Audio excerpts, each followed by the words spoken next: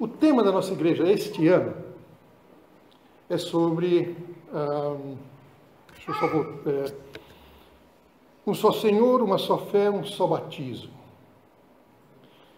Nós estamos olhando para esta abordagem, como eu diria, quase que passando a régua, tentando deixar tudo mais ou menos plano, entendendo as características do que uma igreja, uma associação de irmãos em torno de Jesus pensa. Igrejas são distintas, têm características próprias, e esta não é diferente.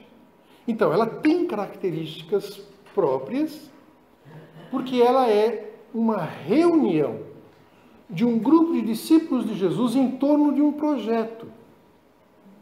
Esse projeto é proclamar a libertação que Jesus trouxe para nós quando ele morreu na cruz, no nosso lugar. Foi uma morte substitutiva? Quem merecia morrer na cruz? Eu e você. Mas quem fez isto foi Jesus.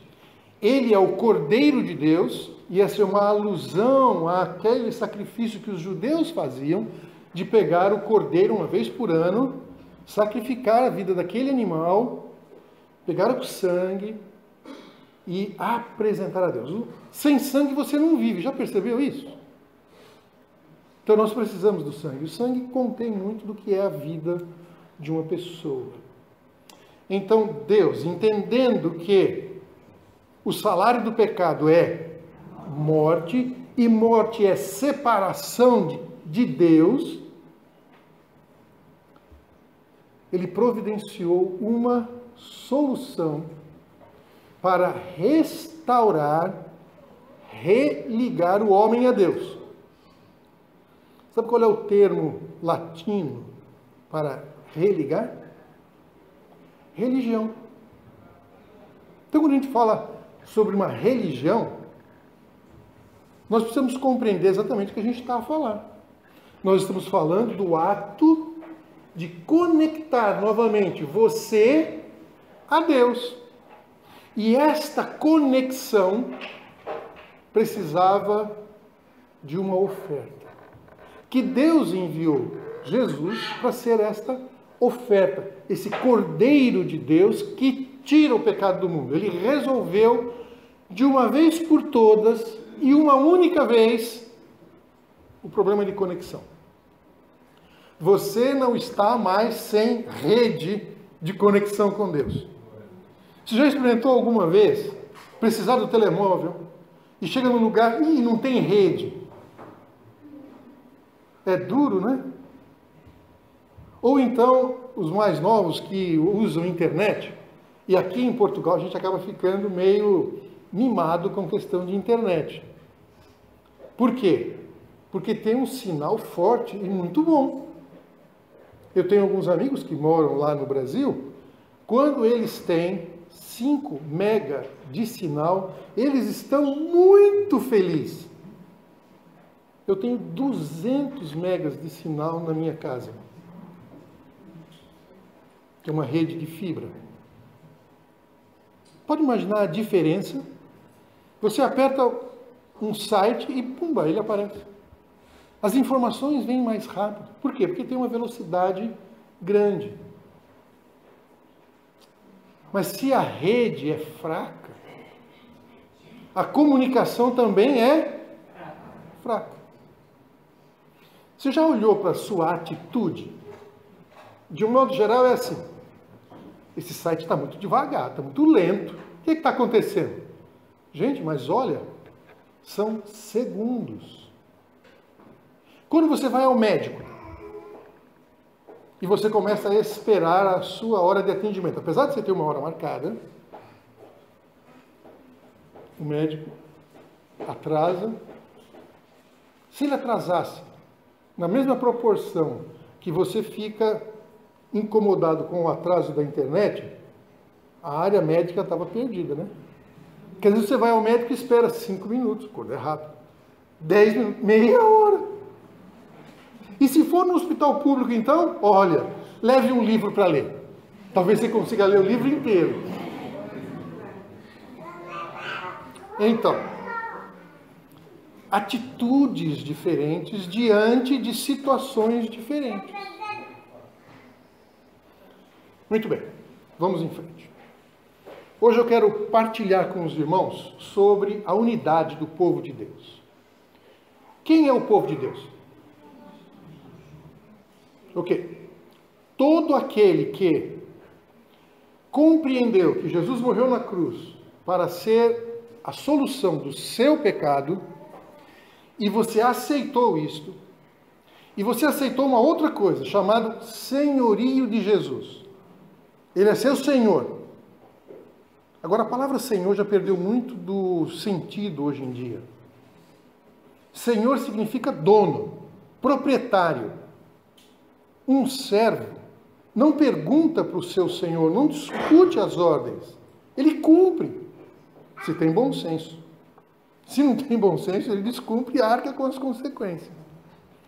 Mas senhor é aquele que tem a autoridade sobre a minha vida e a sua vida. Quando nós aceitamos Jesus, nós aceitamos que Jesus é o meu... Cuidado, cuidado. Suas palavras precisam ser coerentes com as suas atitudes, com as suas ações. Se você diz que Jesus é seu Senhor, o que ele disser, não tem o que discutir, só que obedecer. Como é que nós agimos em relação ao senhorio de Jesus na nossa vida? Isso é uma reflexão para você fazer pessoalmente. É você.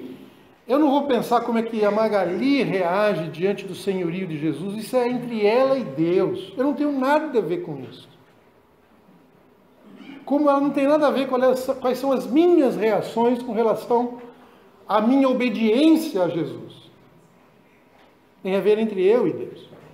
Claro que ela pode orar por mim e pedir, Deus, tem misericórdia do meu marido. Ele está meio moco, meio surdo para as coisas que o Senhor quer falar com ele. Então, se eu falar com ele, talvez ele não vai me ouvir. Não está ouvindo o Senhor, vai ouvir a mim. Então ela pede que Deus fale comigo. E quando Deus fala, se você não ouvir Deus falando brandamente, aguarde. Ele vai aumentando o tom de voz.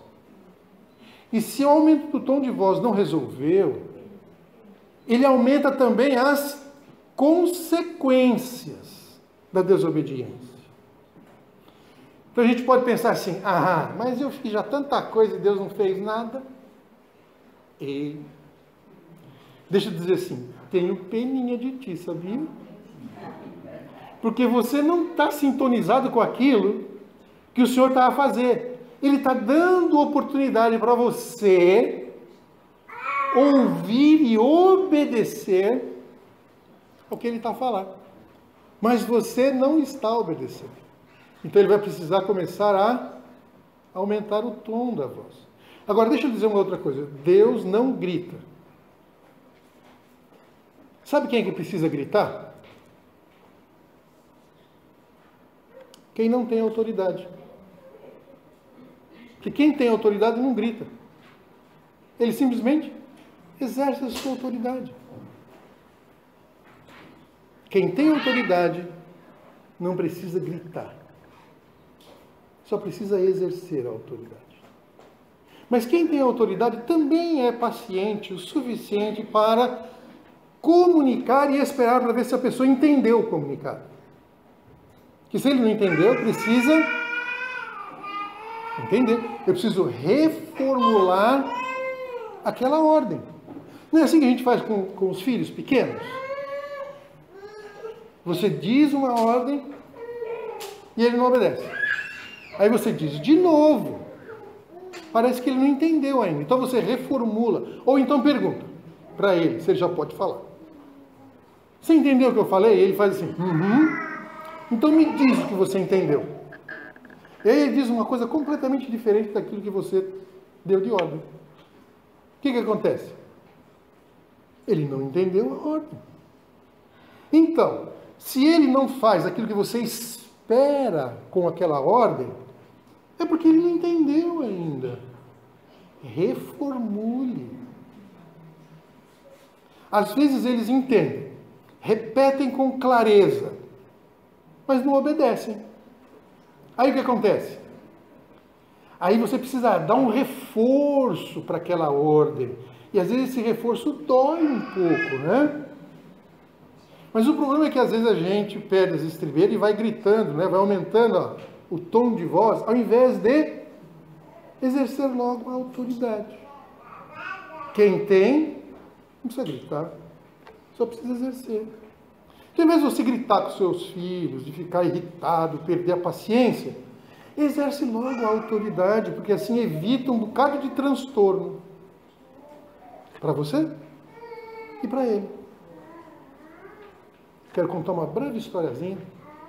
Minha mãe, uma maravilhosa mulher, cuidou de 4 filhos. Numa época em que a gente brincava na rua. Não era como hoje, que às vezes a gente... Aqui ainda talvez as crianças saem para brincar na rua. Mas lá em Lisboa já a criançada não sabe para brincar na rua. Né? Vai ao parque quando os pais estão juntos.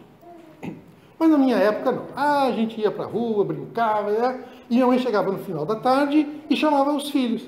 Ei, criançada, está na hora de vir para dentro. Já vou! E continuava brincando. Ela voltava daqui uns 5 minutos.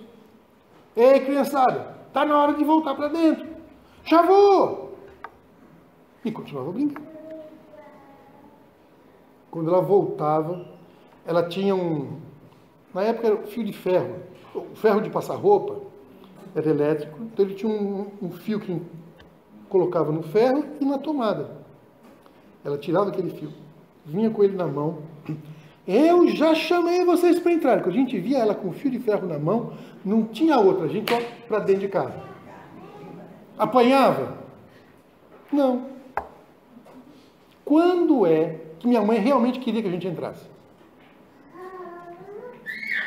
Quando ela estava com o fio de ferro na mão. Até então, era só aviso, né? Olha, está na hora, daqui a pouco, agora acabou um pouco, agora tem que ser. Um belo dia, meu pai veio chamar. Meu pai é professor, era. E aí o que aconteceu? Ei, crianças, hora de entrar, já vou. E o pai não chamou a segunda vez. E a gente achou estranho, né? Alguma coisa está faltando. Quando a gente olhou para o portão de casa, quem estava no portão? O pai. Parado, calmo, sereno, tranquilo, com as mãozinhas para trás. A gente engoliu seco e falou, alguma coisa não está certo. Sabe quando a gente vai chegando assim com o rabinho no meio das pernas, assim, como quem não quer nada? O pai perguntou assim, vocês ouviram eu chamar? Sim, pai, a gente ouviu, a gente já disse, já vou. Aí ele tirou a mão de trás assim, ele estava com... Lá em casa usava assim uma colher de pau. E ele estava com ela na mão. Papai nunca pegava na colher de pau se não fosse para usar, né? Então a gente já sabia que alguma coisa ia ser reforçado com bastante ênfase na memória. E o pai explicou. Quando eu vim chamar é porque estava na hora de vocês entrarem. Então eu não venho chamar antes, nem depois. Na hora que eu chamar, é hora de entrar. Sim, pai. Pegou um por um. Pimba. O bom da colher de pau é que você não precisa bater muitas vezes. Uma só já é suficiente porque dói. Então a gente já começou. O primeiro que apanhou, claro, chorou por causa da dor, né? Mas os outros 3 já estavam chorando antes de apanhar. Prevendo que ia ser a dor. E aí, lá vai. Um por um. É para ninguém ficar rindo do outro. Olha, quando a mãe vinha chamar, era quando ela aparecia com o fio de ferro na mão. Quando o pai chamava, era na hora. Chamou a gente, ó, para dentro. Entende? São coisas que a gente está ensinando, não estamos? Deus age assim também. Deus quer nos ensinar. Quando nós estávamos mortos em nossos delitos e pecados, a gente estava distante das ordens de Deus. Aí então ele nos trouxe para o reino do Filho do seu amor e nos colocou ao lado, perto das ordens que ele quer que a gente cumpra. Não é? Como é que eu sei quais são as ordens que Deus quer que a gente cumpra? Vocês devem estar apanhando muito, né? Como é que eu sei quais são as ordens que Deus quer que eu cumpra? Ler a Bíblia. Concordam? Sim. É isso mesmo? Não precisa se manifestar na resposta pública. Só pensa aqui, ó. Quantas horas por dia você gasta lendo as ordens de Deus e procurando as formas de obedecer?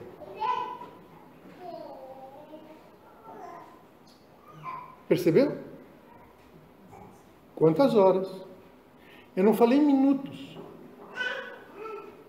Você pode dividir essas horas em períodos, em minutos.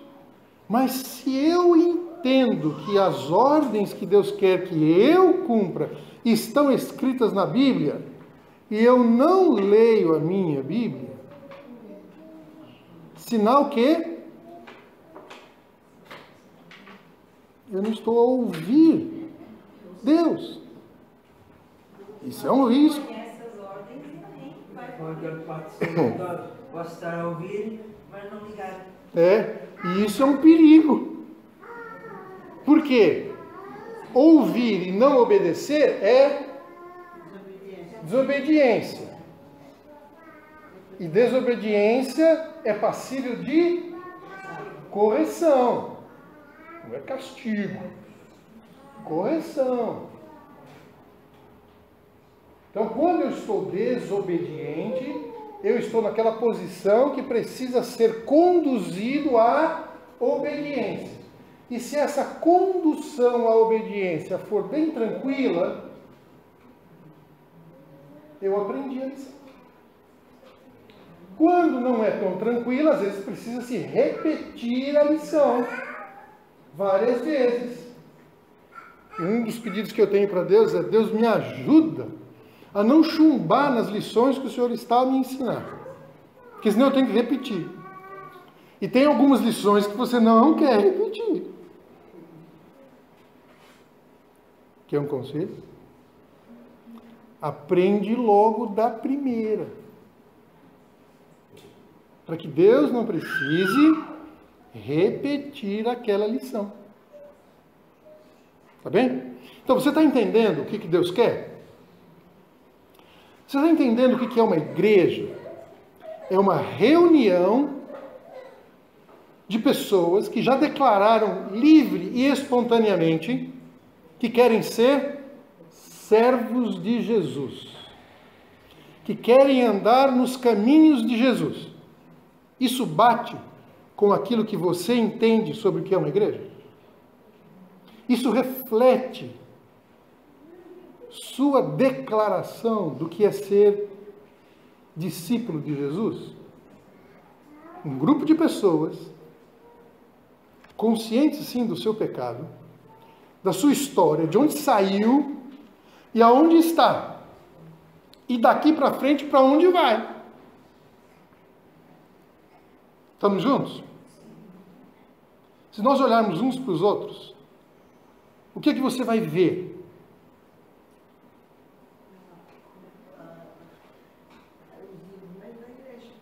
Vai ver? O desenvolvimento da igreja. Ok, o que mais que a gente vê? Cristo. Ui, boa. Essa é boa. O que mais?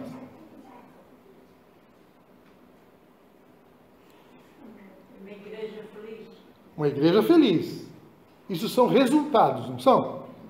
Mas existe um processo no meio. Qual é o processo? Unidade. Verdade. Como se consegue essa unidade? Quando eu olho, quando vocês olharem para mim, vejam uma placa escrito assim: em obras. Eu estava vindo para cá e eu passei numa rua ali perto da PSP, está fechada ao trânsito. Tem uma placa lá, em obras. Eu não sei o que eles estão fazendo, mas estão fazendo alguma coisa lá. A rua da igreja, para lá, também está com uma vala que eles abriram no chão, então ainda não terminou a obra. Né? Olhem para mim e veja uma rua em obras.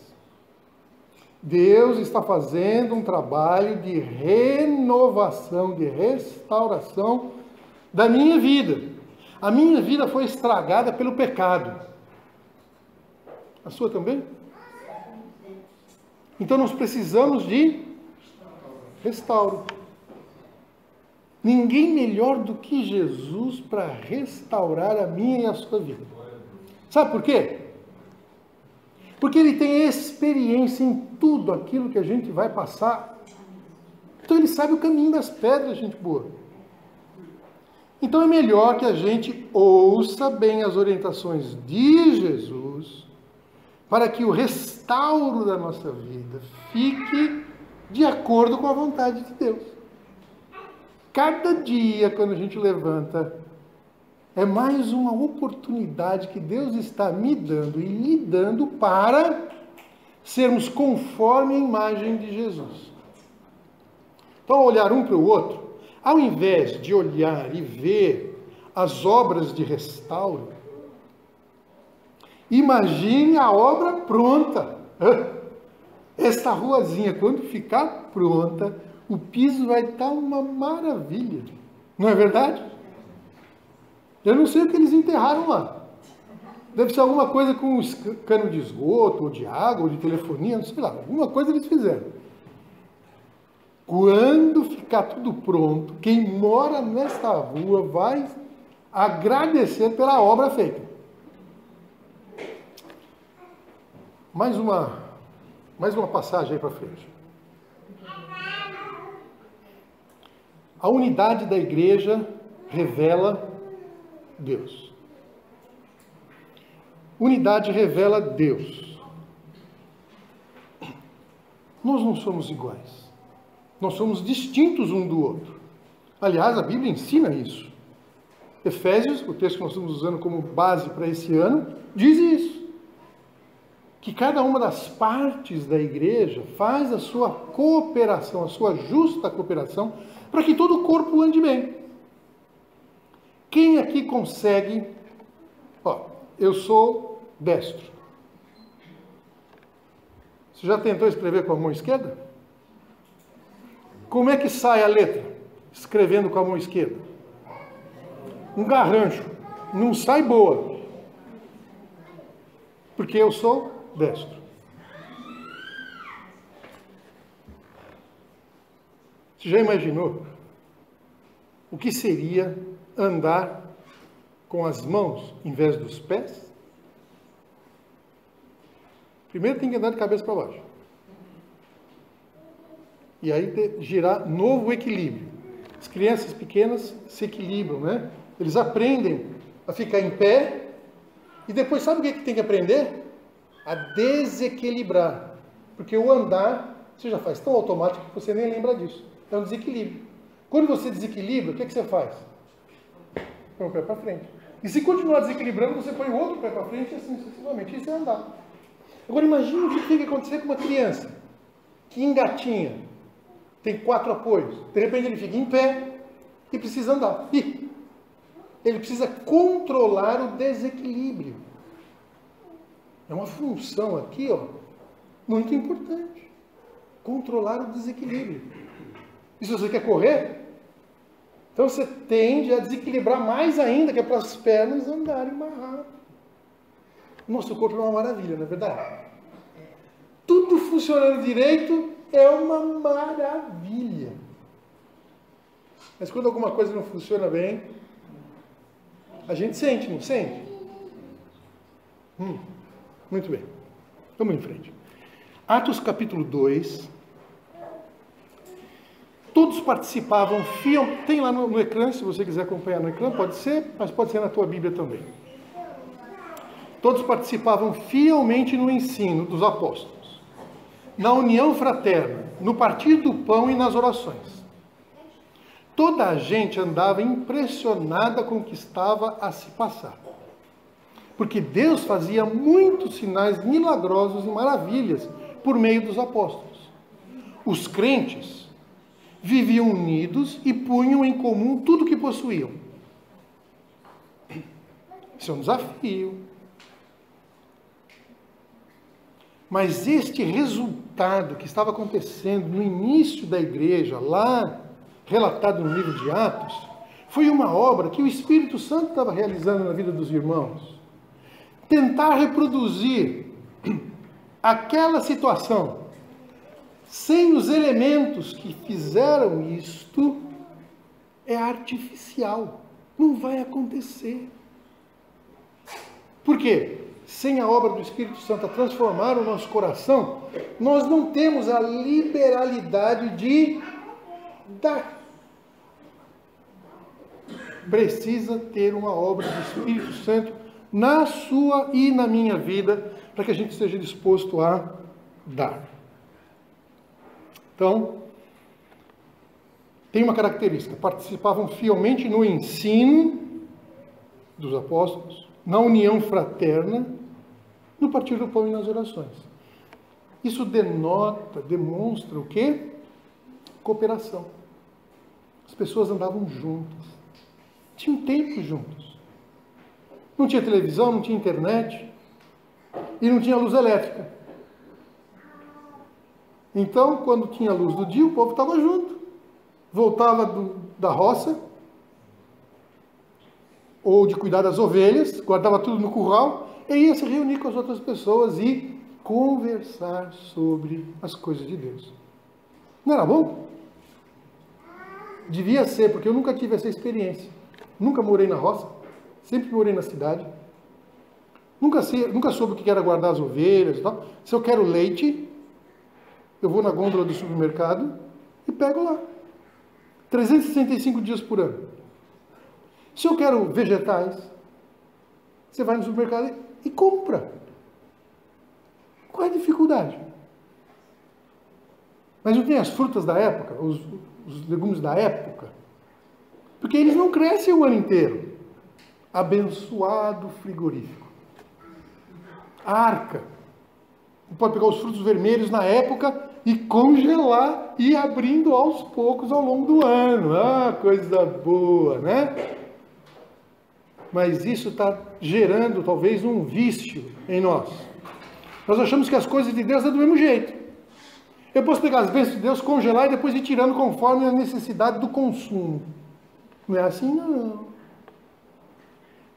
As coisas com Deus acontecem no tempo certo. Né? Então o ritmo com Deus é outro. E nós estamos perdendo o hábito do ritmo de vida com o Senhor. Nós queremos as bênçãos do jeito que a gente quer os acessos da internet. Instantâneo. Aí eu preciso agora que Deus me dê saúde. Aperto um app e lá vem saúde. Não vem, filho. Se você não cuidar da carcaça aqui, ó, você vai ficar doente. E para recuperar a doença é muito mais tempo do que adquiri-la. Se você cair e quebrar um braço, é segundos, não é? Quanto tempo leva para colar de novo? Bota tempo aí, né? Bota gesso. E eu espero que o ortopedista coloque o osso no lugar certo.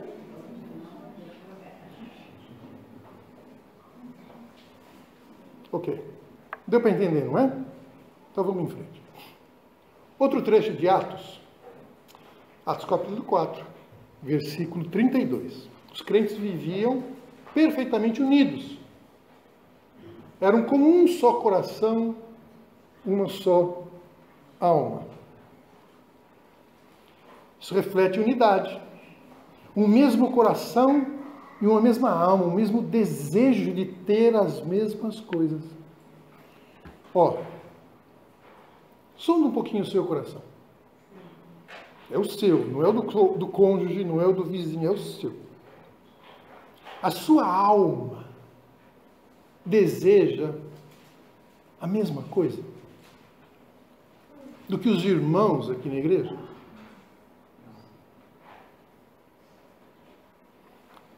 Aquele grupo de irmãos lá em Atos viviam perfeitamente unidos. Eram como um só coração e uma só alma, uma só disposição. Obra de quem? Do Espírito Santo de Deus que habitava no coração deles. Quem aqui tem o Espírito Santo de Deus habitando no seu coração? Amém. Porque quem não tem, eu não posso ter uma expectativa dessa. Que você vai ver unido numa só alma e num único coração. Porque isso é uma obra exclusiva do Espírito Santo de Deus. Às vezes eu gosto de perguntar assim, você tem ouvido o Espírito Santo? E às vezes a gente fala, sim, como que é a voz dele? Sabe como é que a gente pode ouvir o Espírito Santo? Na palavra, na Bíblia. Por isso que eu perguntei, quanto tempo você gasta com a Bíblia? O Espírito Santo está a conduzir os seus passos para compreender as palavras que ele, Espírito Santo, ajudou Paulo, Pedro, Tiago, João, Mateus, Marcos, Lucas a escrever. Eles registraram essas informações para o nosso benefício, para que a gente soubesse o que fazer. Não é verdade? Muito bem. Vamos em frente. Objetivos convergentes revelam Deus ao mundo.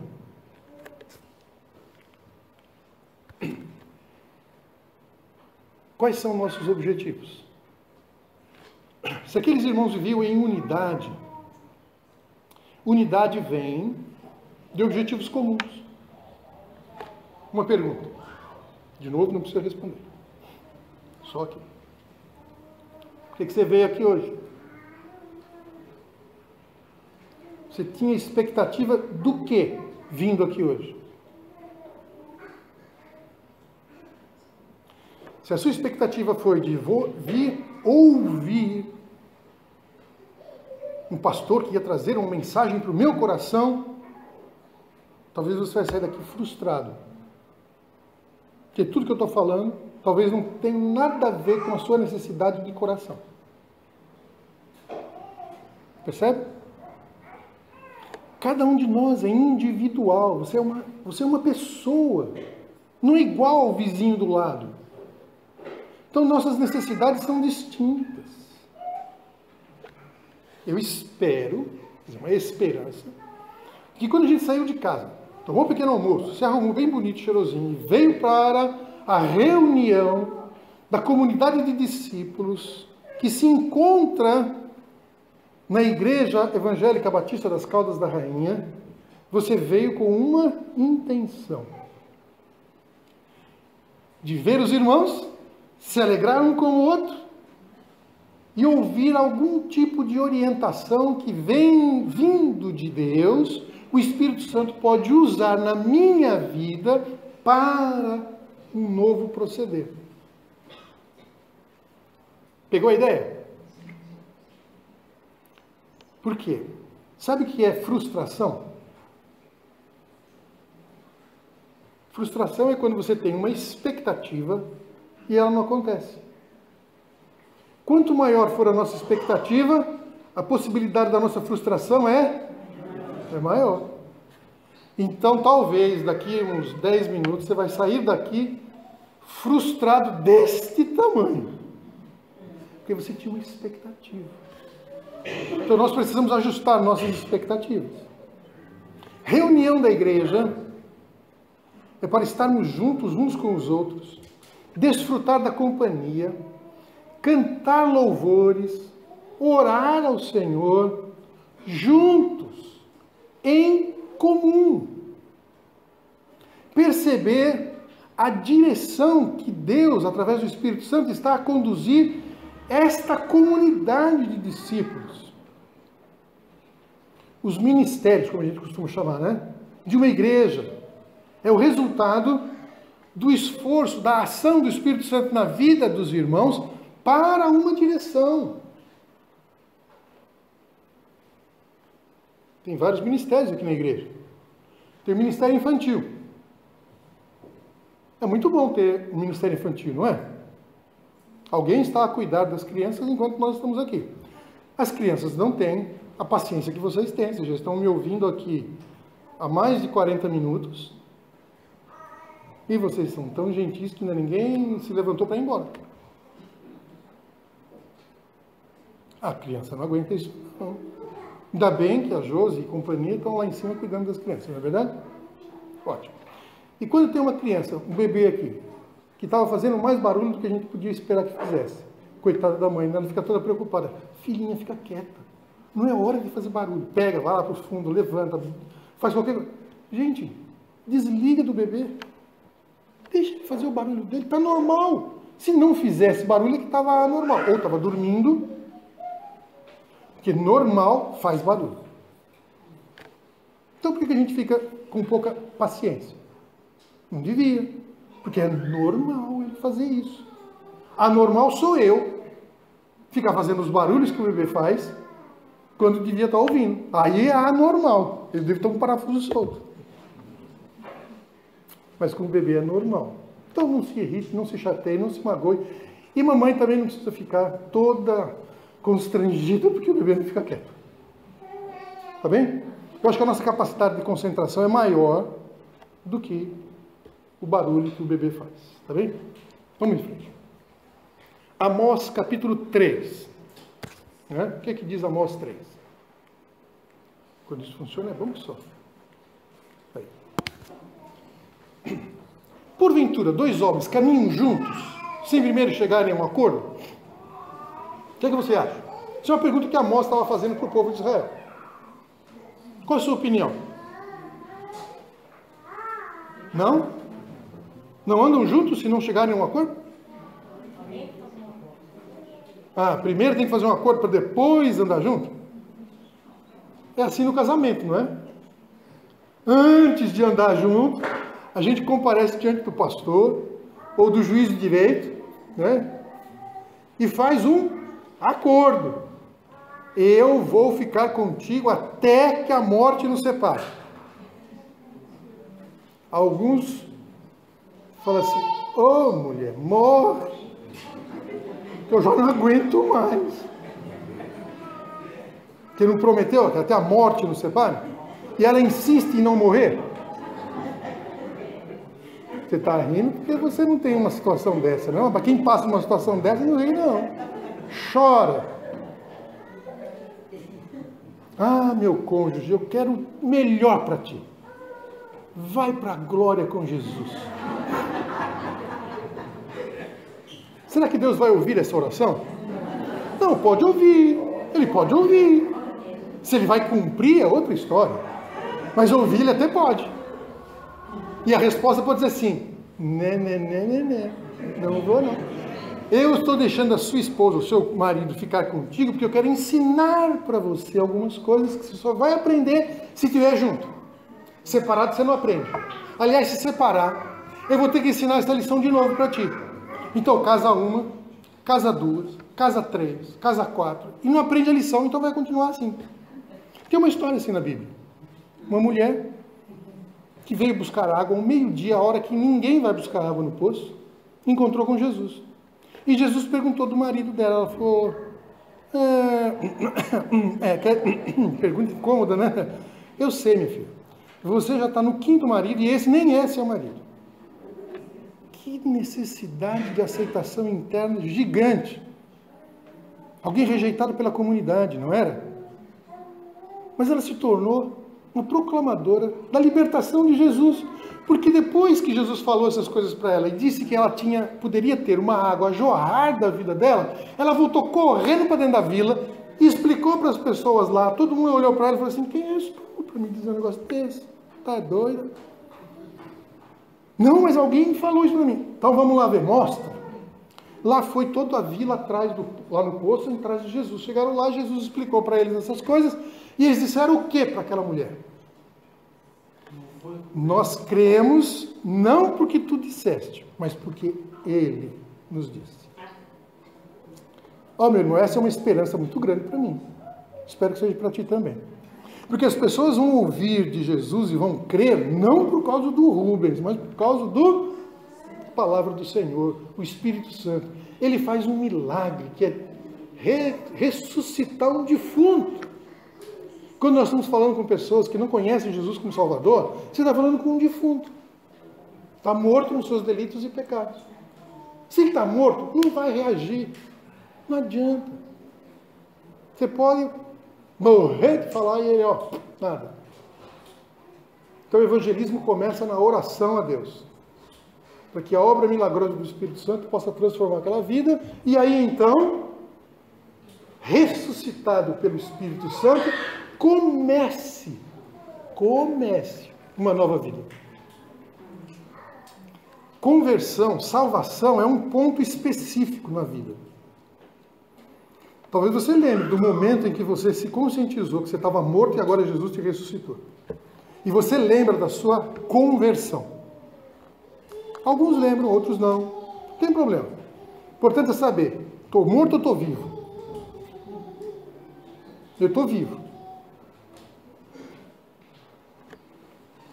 A partir daí você começou um trajeto, uma caminhada, que só vai terminar no dia que você estiver longe da presença do pecado, ele não mais faz nenhum afeto sobre você, então você está na glória diante de Jesus. Mas enquanto você estiver aqui, meu irmão, má notícia para ti, viu? Tu é um bicho ruim. Não sou eu que diz, não, é a Bíblia. Diz que o seu coração é desesperadamente corrupto. Olha, se quer brigar, brigue com a Bíblia, viu? Não foi comigo. Mas diz que eu sou ruim. Não presto. E eu preciso da graça e da misericórdia de Deus para que eu faça alguma coisa de valor da minha vida. Então, desde que eu me converti, eu estou nessa trajetória de me tornar conforme a imagem de Jesus, melhorando dia a dia. Livre do pecado, um dia de cada vez. Estou que nem viciado em droga, em bebida, coisa assim, né? O AA diz assim, um dia de cada vez. Então hoje, é mais um dia, ontem foi mais um dia que eu tive livre do pecado. Se você não esteve livre do pecado ontem, você já teve a oportunidade hoje de confessar o pecado e se limpar dele. Às vezes eu faço uma brincadeira assim, pergunto e as pessoas caem na piada, né? Quem aqui não tem nenhum pecado? Ninguém levanta a mão. Porque você sabe o que você já fez de pecado. Mas se você tem algum pecado, confessa. Jesus falou que ele vai limpar. E ele não tem memória dos meus pecados. Aleluia, coisa boa. Eu não tenho nenhum pecado. Até que o Espírito Santo me mostra bem claro nos meus olhos um pecado. Qual é a minha atitude? Confessar e mudar, né? Porque só confessar também não é, né? Muda. E às vezes mudar é mais difícil do que só reconhecer. Às vezes reconhecer já é difícil. Imagine mudar. Quando eu peco contra minha esposa, olha, pensa num negócio difícil que é chegar para ela e falar, Magali, me perdoa. Coisinha difícil. E às vezes eu tento mudar de atitude sem pedir perdão. Mas cada vez que o Espírito Santo me encontra de manhã, ele fala assim, como é que é? Mudou de atitude? Muito bem. Mas reconhecer o erro? Não. Então vá lá reconhecer. Deixa a tua oferta no altar, vai lá se reconciliar com o irmãozinho que você ofendeu e depois vem juntos, olha, se regozije diante do Senhor. Seria uma maravilha, né? Domingo na igreja deve ser um dia de glória. É o dia que a gente está juntos, uns com os outros, pedindo perdão pelos pecados que eu cometi contra você ao longo da semana. Quero começar uma semana zerado, zero. Nada entre ti e mim. Nós estamos livres. Boa! Olha, gente, não vai ter mais culto. Não, aliás, vai ter culto. Pode não ter mensagem. Mas culto vai ter. Por quê? Porque nós estamos juntos celebrando ao Senhor a libertação dos nossos pecados. Nós vamos sair daqui leves, sem peso. É um desejo? É um alvo a ser buscado? É por isso que nós estamos aqui. É por isso que a gente se reúne como igreja. Reunião de discípulos que reconhecem os seus pecados e estão à busca de ser conforme a imagem de Jesus. E eu dependo de ti, tu depende de mim para que a gente alcance esse objetivo. Estamos juntos? Então vamos em frente. O que é estar de acordo? Ok. Aí é só uma outra versão. Será que duas pessoas andam de mãos dadas se não estiverem indo para o mesmo lugar? É uma paráfrase, né, da Bíblia. É o mesmo versículo. Duas pessoas andando de mão dada. Só anda de mão dada se estiver junto. Senão não anda não. Você quer saber como é que tem dois apaixonados? Você olha, estão lá os dois andando de mão dada. Né? Vai lá e para cá, feito depois burro. E quando tem um casal que está apaixonado, mas estão distantes um do outro. Anda de mão dada? Você vai pegar na mão dela, ela fala que está querendo pegar na mão, por quê? Porque tem um bocado de coisa para resolver. Então resolva e aí pegue na mão. Pegar na mão é um sinal de intimidade, de proximidade com o outro. Parece que quanto mais tempo a gente vive junto, menos pegar na mão a gente faz, né? Sabe por quê? Porque os meus erros vão ficando cada vez mais evidentes e eu não vou consertando as coisas no devido momento e aí a gente vai, se afastando. Lesado. Trate de aprender logo a lição e restaure essas coisas, não é? Vamos em frente. Estar de acordo. O que é estar de acordo? É uma palavra latina que vem de acordare. Não sei se é a bateria. Acordo, originário do latim, acordare, variante de concordar, que significa estar em harmonia. Concordar. Estar em harmonia. Harmonia não significa que todo mundo pensa a mesma coisa. Significa que nós conseguimos conciliar as nossas diferenças. Tá? Então, vamos lá. De acordo é uma expressão que significa que existe concordância, que todos os lados envolvidos concordam. Estar de acordo é quando está tudo aceito, quando as partes conciliam opiniões e situações. Como é que a gente chega em acordos? Conversando e discutindo. Mas a gente precisa conversar e discutir em cima de uma base comum. Então, normalmente, acordos são feitos em cima de um contrato. A gente faz um contrato. A gente estabelece os critérios pelos quais o acordo vai acontecer, não é assim? Sabe o que é aquela declaração doutrinária da igreja? É um acordo. Que nós cremos daquela forma. Então nós temos uma série de acordos enquanto igreja. Se você não conhece os estatutos da igreja, nem a declaração doutrinária, como é que você pode ter harmonia ou acordo com as pessoas que aqui estão? As bases precisam ser comuns. Então, se você não tem a declaração de fé da igreja, nem os estatutos, pede para o vice-presidente da igreja, está aí, fala, me dê uma cópia, porque eu preciso saber o que é que vocês creem, o que é que nós cremos aqui. Porque se você é membro da igreja, você faz parte daquele acordo. E se você violar o acordo? Precisa de ajuste. Colocar as coisas no devido lugar, certo? Olha lá, vocês estão concordando comigo, olha que perigoso. Muito bem, vamos em frente. Olha para essa imagem. Então, queridos. Para mim, reflete muito bem Amós 3. Chegaram num acordo. Deram as mãos e estão no caminho afora, estão na estrada. Coisa linda, não é? Eu espero que essa imagem lhe ajude a gravar o que é acordo.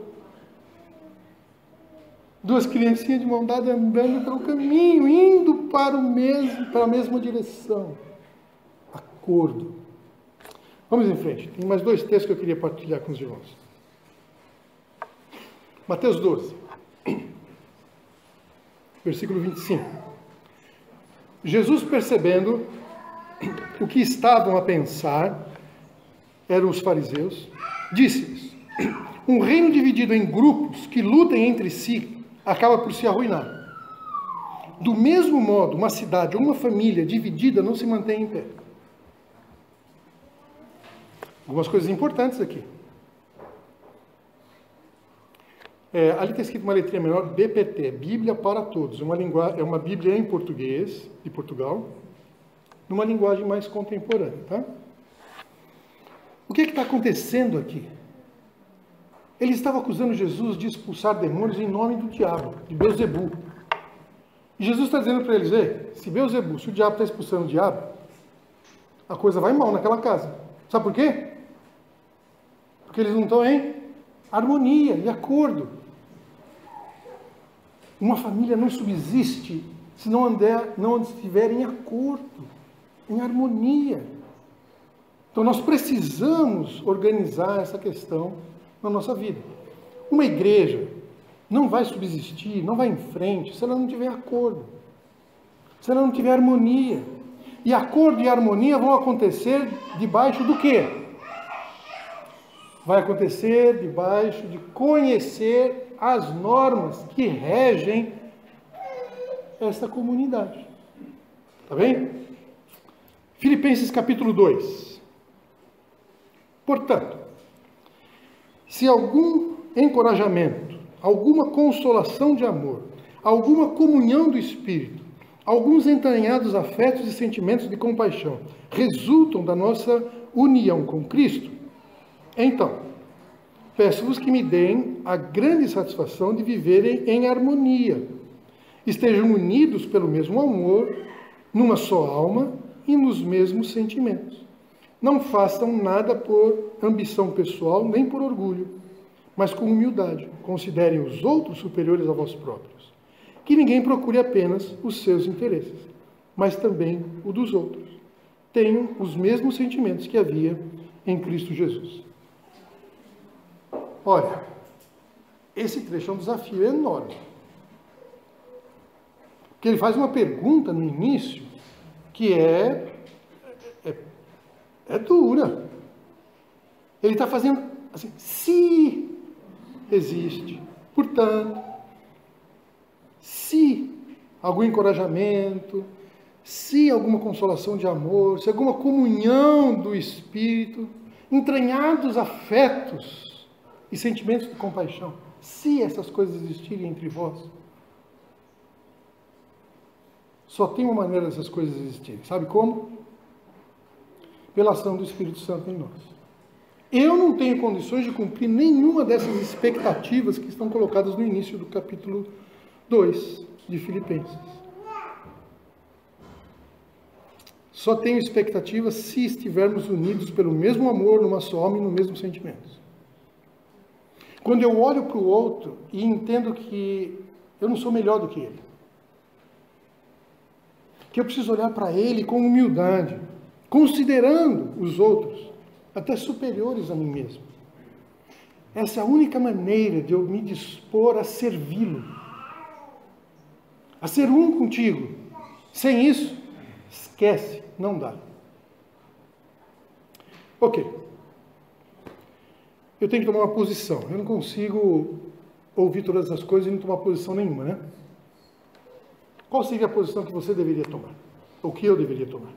Então, eu tenho aqui uma sugestão, né, de posição. Muda lá para mim, por favor. Porque eu quero revelar Jesus no mundo.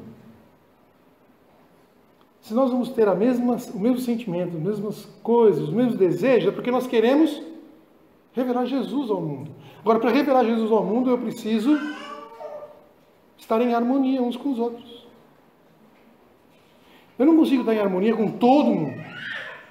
Mas eu tenho uma expectativa, que é a harmonia entre nós aqui, aqueles que são discípulos de Jesus, comprometidos uns com os outros e associados em torno dos projetos que Deus tem colocado na Igreja Evangélica Batista das Caldas da Rainha, estejam unidos. Compromisso que eu vou assumir. O que é que eu vou fazer? Se eu quero que isso aconteça. Eu preciso permanecer em Cristo, para que Ele permaneça em mim. Pois sem Ele, nada posso fazer. Sem Jesus, não tem esperança de fazer nada. Eu e você precisamos de Jesus. E precisamos daquilo que Ele nos ofereceu, que é o Espírito Santo que veio habitar em nós, aonde nós estivermos 24/7, 24 dias, 24 horas, 7 dias por semana. Então, minha oração, meu desejo é que o povo de Deus que se reúne aqui ande em harmonia. E para andar em harmonia, nós precisamos de estar de acordo. E para estar de acordo, nós precisamos conhecer quais são os acordos que nós estamos assumindo. Se você não conhece os acordos, peça. Não tem nenhum mal em não conhecer. O mal é você não querer conhecer. E aí não tem como fazer esta unidade, esse amor e essas coisas que o Espírito Santo espera conosco. Combinado? Gente, muito obrigado pela vossa imensa paciência. Vamos orar?